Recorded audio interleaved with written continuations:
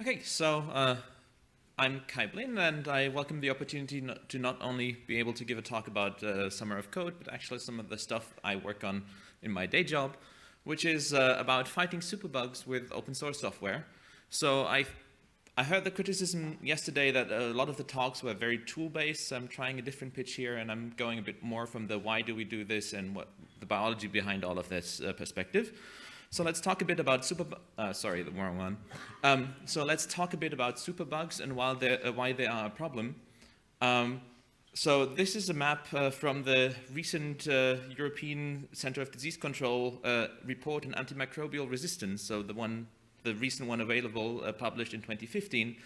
And the colors here on the map show how many clinical isolates of Klebsiella pneumoniae were resistant against the commonly used antibiotic that is used in this field. Klebsiella is a bit of a nasty bug that doesn't respond to a lot of antibiotics.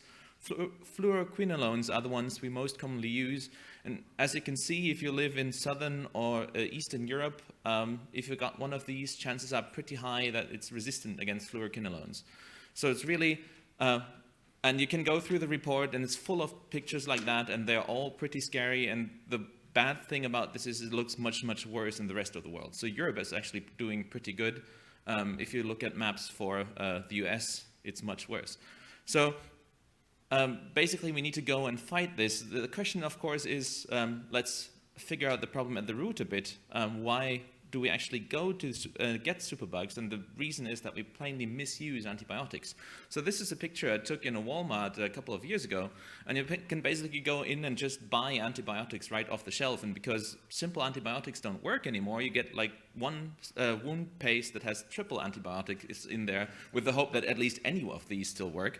So obviously now you get like bugs that have resistance against all three antibiotics in the end. So what can we do to actually get ourselves out of this situation again? Fortunately, fighting bacteria with chemicals is not something that humans have invented. Bacteria have been doing it for millennia. So what we're doing in our lab and in a bunch of other labs around the world, this is happening as well, is we're going for a bacteria that produce compounds that we can use to kill other bacteria. We're personally working with actinobacteria. I've just gotten a selection of a bunch of them. They're all very beautiful on plate, so I really enjoy working with them. They're growing a bit slow, and they're a bit like of divas sometimes and stuff like that, but they're still really, really interesting, because they produce natural products with a very great diversity of chemical structures.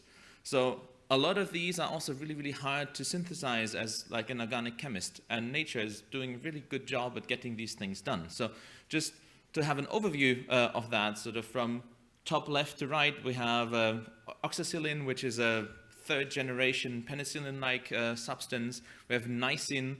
That's a food additive and food preservative that's been used since the 40s, and so far nothing has happened in terms of extra new resistance against that, so that's pretty nice. Vancomycin, which is one of these antibiotics of last resort, that is currently sort of stopping to work for a lot of the bugs we're using it as last resort against, because we're using it so much these days, because nothing else is working anymore. There's tetracycline, that's the small one that's sort of squished in the middle of that. It's a pretty famous one. And chiромycin I've mainly introduced. It's not used in human therapy. It's just the one that we happen to spend most of our time on in some other research projects. So basically, what is the idea of the software that I'm working on? It's basically going from like DNA sequences that we can now pretty cheaply obtain for bacteria, and looking at our analytical and chemical data and basically trying to figure out how to identify new antibiotics based on the genomes of these bacteria.